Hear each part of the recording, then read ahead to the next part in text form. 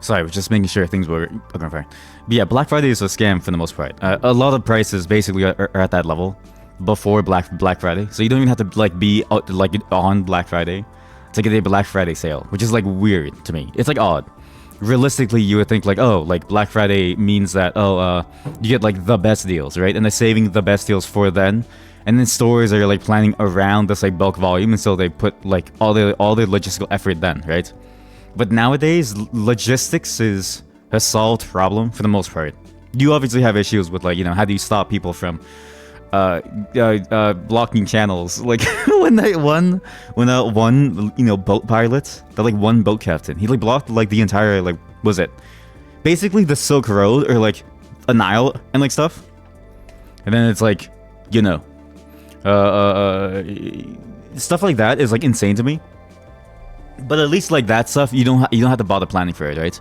And so I think the reason why Black Friday sales suck now is because it's just the norm now. It used to be like a big thing because then you could plan your inventory in advance, drop all of your logistical needs like then, like back when it was a lot more complicated, right? But now that we have so much technology like automatically doing things, like even okay, listen, they used to have people who were manually doing like shipping routes and like stuff, right? That was useless, okay? I worked with one of those people. They were really good at understanding the system and getting us connections, but they were useless when it came to actually planning like a very good route, right? Because it's all within like an API now. So you just call it to like a system and it tells you, oh, it's 30 cents cheaper to go on this route with equivalent time. It's like, all right, we'll just take that route, right? Stuff like that is super important now, right? It's why I think Black Friday sales kind of like fell off, on top of other, you know, economical reasons of like they're just greedy now, right? And also a lot of companies like cheat and like lie on the sales, and so it makes it so that like no SIM card detected. What the fuck? Wait, what the fuck? Wait, hold on. My phone just like died. What happened? Hey, hang on. 1 second. Oh god, my phone died. There we go.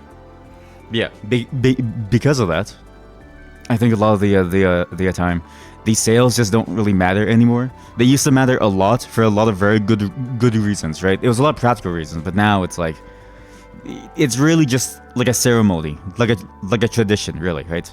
Target, for instance, they've been selling things on sale for like a week beforehand, and there's a very funny clip just sort of showing someone pulling out the red tag sale or something behind the like Black Friday sale like tag, and it's like, oh, it's the same price. So these things are basically like, Black Friday is now useless. Those doggy stares, it's a good thing that I didn't wait. Because imagine waiting until Black Friday is the same price, and she would have peed on the bed constantly. You can kind of tell that I'm kind of tired too, because that dog, she loves to like nestle up onto my face. She's crazy, actually. She loves to nestle deep into my face. She will keep licking me too. In the morning, like my entire face is like dog slobber. My face, my ears, my like nose. I'm like, Jesus Christ, just leave me alone. But she's so cute that I don't mind it, right? She's very, very cute. But thankfully, she gets tired very, very easily. She will get active as soon as my niece is home, because she loves to play with my niece in about 2 hours or so. And when that happens, she'll be back after. But other than that, you'll basically see her sleeping the entire day, because it's, you know, she gets tired. She really can't stay awake for too long. Other than that, there's been some interesting enhancements on the OpenAI side. So if you don't know, the OpenAI side... Wait, sorry. So OpenAI recently had to drop Sam Altman. Or not had to, but they decided to, right? And then they brought him back because all the employees were going to leave. This is a very well-known cultural phenomenon known as don't shoot the very good boss, because most managers suck and most people will follow one good person for their entire career. Because it's so annoying trying to find a good team, right? I'm not even kidding you. Companies are not defined by what the name of the company is. It's defined by usually a handful of people. So most of the time when you see a company sort of like grow up and they get very, very huge, right? You would think like, oh, like anybody can like join and they do great things, but like no. For the most part, what a company is usually built off of the backs of like 5 or 6 people. Even like the very large ones, there's only like a handful of people who actually make all of the major decisions and actually make things happen to a level that brings them great success, for the most part. So Sam Altman came back, and one of the big no one's really sure if it's a stipulation Oh no. But the thing is that the existing board had to go, and a new board that was more sympathetic had to come in. And apparently, there's been a leak from routers. I don't know how to pronounce this still. I really don't know how to pronounce like news source. But usually, I just say routers because it's like the closer one, and they're like the most well-known source, and they're the most like what's the word? Reputable source, right? Even if you can't verify their sources, they're very reputable for like giving actual honest like details about things, right?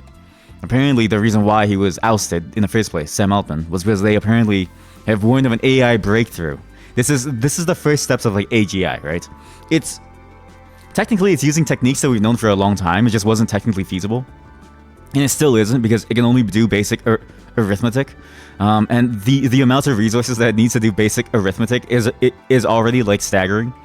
But it basically now, instead of doing like, you know, just recalling memory, it can solve things. So before, you know, if you do OpenAI now, like if you go chat GPT, you can ask it what is 1 + 1, right? And it'll say it equals 2. But if you say like any random number plus any random number, almost all the time it'll get it wrong. Pretty much every single time, right? And the reason why is because it doesn't know math, it just remembers the answers. It's a bit like, you know, teaching like a child math, right? When you teach a child math and the multiplication table, you're not teaching them how to multiply. You're just teaching them, okay, these two numbers makes this number. You're teaching them a set of like, you know, 9 × 9 variations, which is like, you know, 81, right? 81 variations of like some piece of like data, right? That's basically what chat GPT is, but like expanded far beyond 81 into like any sort of topic, right? It's how even like the drawing stuff works, right? This new one, which is right now codenamed Q-Star, they say it's going to be like, you know, the next major breakthrough. That's going to be the closest thing to like an HAI. The problem is that nobody really knows what it's going to do and how long until we get access to it. The problem is that this stuff is very cutting edge, and like they are a cutting edge company, and so like, and because Sam Altman was like ousted, I'm assuming a lot of work was like stopped in the middle of like everything, and so they had definitely get back to it. But this is going to start the shift towards like, okay, AI that can do more than just a series of like, you know, well-known steps. Because right now AI is very limited to things that are well-known, right? Like, it's great for programming, not because it can know how to program, but because it's really good at helping me sift through, like billions of different data sources, and basically try to get probably the most accurate one without me having to go through, like, 5 different Google links and trying to understand it myself, right? Obviously, you still have to understand it, though, because it doesn't understand it itself. Obviously, this is going to be, you know, the assumption is that it's going to be within our lifetimes, and by our, I mean mine, so fuck you if you're older. If you're even one year older, sorry, you may not even see it. Imagine missing out on the coolest shit. Imagine missing out on AI sex bots, dude. You're actually missing out. But for me, I'm gonna see it. The problem is that everyone's both overestimating and underestimating how long it'll take. People think it's gonna happen like immediately, within like 5, 10 years, and it's like, we just don't have the power for that. Like, we literally don't have the power and the stability to maintain those levels of like energy usage to like get to that level. That's not to say that there won't be like a very basic version of it, but this basic version will, again, it'll only be able to do very simple reasoning things, and it'll take a very long time to reason about more complex things, right? For the most part, it won't be innovative, right? It won't be innovating to like create newer things for the most part. However, we will see it used in tandem with experts to like make greater things, right? Obviously, this implies that you have to be like an expert, and you know, that also goes into the discussion of like, do you deserve to make a living if you're not at the top level, if you're not like an expert? Which I would say yes, because it doesn't make sense for everyone to be an expert. Otherwise, what's the point, right? But there's a whole discussion of like AI ethics that's like happening too with this new revelation. People suspect that the old board was a lot more sympathetic to like AI ethics, where Sam Altman is more of a, he's not really a steward. He's more of a, he wants to make this because it seems very cool and like down or like up his like alley, right? It's not really about ethics for him. It's more about the thing being made in the first place versus the ethics of it. So combining all of that, you get this whole, you know, back and forth, like debacle. It's been happening over like, I think it happened over like 2 like days, and that's very unheard of, right? Again, boards and CEOs are a very stupid, superfluous like concept, but even as superfluous as they are, there's a very clear defined hierarchy. The board defines the CEO, not the other way around. And yet this one, the entire board was able to be ousted by one single person who basically backstab everyone else. Like, backstab is the term, but backstab tends to have more negative connotations. It's more like they had to do this, or OpenAI as a company, and thus their shares would go to zero. Obviously, that's not really a loss, but at the same time, it's like, oh shit, like, they're gonna do what's like best serving them, right? That's basically what I'm trying to say.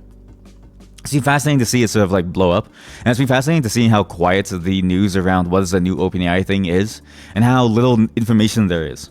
People suspect, based on the naming of Q-Star, that it's like a combination of like 2 very well-known techniques, but no one really knows. I'm curious to see what it is, because imagine, again, if they can get to that level in any feasible capacity, it is one of those early steps of like building something that can reason and change its own reasoning, changing its own weights for like things, and even just inserting new like data. I mean, the entire concept of like weights that doesn't really exist anymore.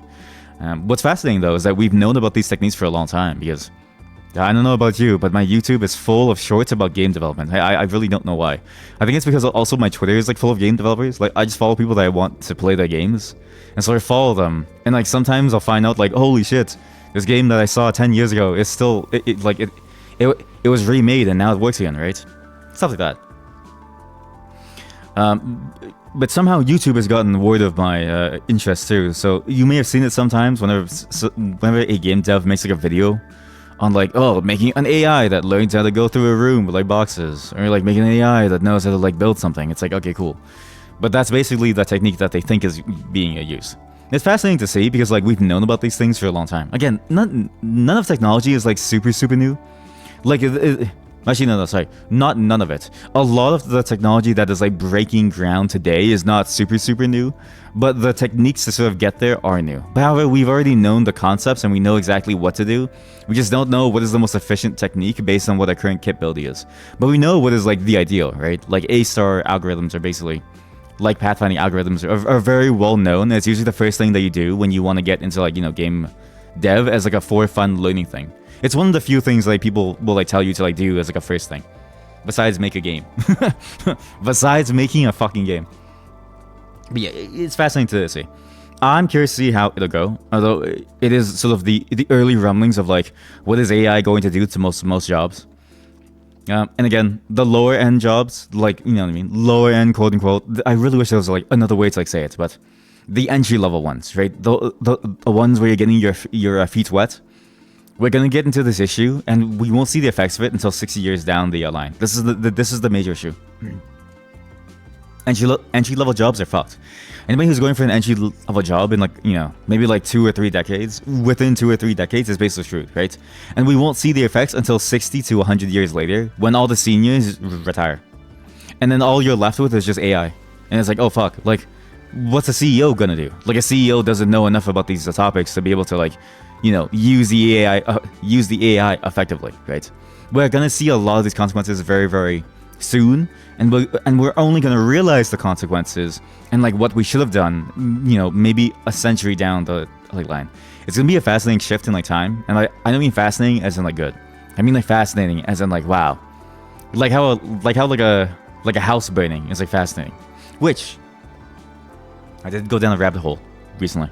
There was a story of a house that they had to burn down because it was full of roaches. So what they did was they surrounded the entire thing with like a moat of fire. They made a moat of fire, and then they burned the entire thing down just so the roaches wouldn't escape. It was that infested. It's crazy. I think it was on a site called Lost Media Wiki, I think. Lost Media Wiki. Yeah, lostmediawiki.com or something, or .net. It's like an archive for it. It's very, very strange. It's fascinating to sort of see, because it's like these like stories and these like tales are like kind of like weird to me, right? Because like, how can this possibly happen? And then you realize that like life is a lot stranger than like fiction. Imagine getting to the point where a building is so full of roaches that it becomes a national hazard. Like, the moment that these roaches escape, you're gonna have an infestation of like the bed bugs inside France, which I think is still happening. Bed bugs in France. Yeah, no, it's still happening. Jesus Christ. Oh my god. Wait. The problem with past maybe in Parisians' heads, not their beds. Huh? They're panicking over recent. Well, I would panic too. Wait, there's a global resurgence. There's a global. Oh fuck! I'm never leaving home. But yeah, stuff like that is what I imagine is going down. In other news, I figured out a new idea for the reading stuff. So the reading stuff will go on hold. So like not like visual novels and stuff. I mean like reading the books. I realized it'd be fun to read a book inside VR chat, but I was looking into how to make a world, and they're very, very strict on what data you can pull in externally. So I know how to make the world, but I know exactly how to but I know what I need to do to get the book into the game so that we can read it. Hey, no worries. Go to sleep. Yeah, don't worry. This is a very late stream, so I appreciate it. Nonetheless, have a good sleep and have a wonderful sleep. And yeah, just you'll be able to see the live VODs. Trust me, they'll be in time. But I do appreciate you showing up. But yeah, but that's why the reading stuff is on hold. I'm gonna try to make like a VR chat world because I realized looking back at the VODs of the reading, one, it's very boring. Two, you can barely see the book, right? Like there's no way for me to emote and tell you like what my feelings are, because I emote with my hands, right? My hands, they're jazz hands. They go crazy. I freestyle my feelings through my fingertips, dude. So you have to see it. And so I realized making a world in VI chat to read with you guys may actually be a lot cooler. It may also be like fun to do like almost like a VI chat or like arena almost, where like everyone can like join and like you can hear me reading live almost. Like not just through like Twitch, but like actually there. But again, it all depends on like how long it's going to take me to like make. Because that's not the only project that I have, right? The register thing. So the register thing, keeping track of it as well, showing the results on the site, seeing where everyone is like registered. It's almost ready. I just had to find like a host that would like be cheap for me to use and that wouldn't shut down out of nowhere. And I found one. Okay, I found a very good machine host. So should be okay. It should be okay as long as they don't shut me down. And I have a database host that's like also free, which is also good. It's Cloudflare, so it's good. So once that's up and the server is up and running, we can start doing that as well. I just need to like actually finish that because again, I've just been like doctors and stuff. Dude, doctors take forever, right? So you know what I mean. But that should be like done soon. And there's a couple of more ideas that I've been like floating around that I'm still slowly working towards. So just don't mind. It'll take a while to get there, but when we're there, it'll be fun. I think for sure the register thing should be done by next week. At this pace, I'm actually like very, very close to like done. I just need to make it like shitty graphics, and then do like one more test on the platform and just see if it stays alive for a long time, right? Because like I really don't know if they'll shut down in like a day. Like because like free servers are not like free. There's always conditions, right? And if I fuck up, it's gonna cost me like $6 or something. You're like, that's a lot of money. There's a more guaranteed one that is $24 a year, which is like crazy to me. Getting a free server for $24 a year seems insane to me. Like that shouldn't even be like possible. But I'm saving that for last because I can get more power with the free option, which is funny. The one that I pay for could be useless compared to the one that I just get for free. But it all depends on how much I like need. But yeah, that's basically all the updates. We're back on a regular stream schedule. I didn't know what games to play in the future yet, but now I have a good idea of the schedule. Schedule is not entirely up to date with which games we're like playing. The times will still stay the same. They'll be roughly in this time of the afternoon, especially with the like dog here. Like my morning, my early afternoon is going to be spent with like them and making sure things are like fine and stuff. So, but the games, I'll be updating the list of games. Today, we're going to be playing some interesting ones because this one, it's been on my mind. I've been farming in it a lot. We're gonna be playing some Astra Libra, and I got Euro Truck Simulator with all the good DLCs on like sale. So we're gonna be playing both today. Well, I'm gonna try to make a couple of deliveries after I decipher what is going on inside of time. And again, if you didn't watch the VOD on my full playthrough channel, I'm sorry. This is gonna be a weird place to jump back into with a live playthrough. Just give me a moment. I'm gonna respond to a couple messages, and we'll get right into the games. For now, enjoy my dog sleeping. She's just asleep. By the way, she sleeps with her like eyes open. It is the weirdest thing ever.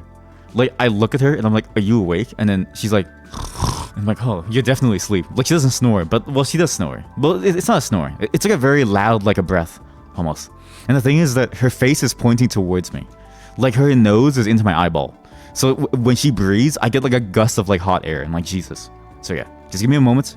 We'll do a couple things and we'll start with some Astra Libra.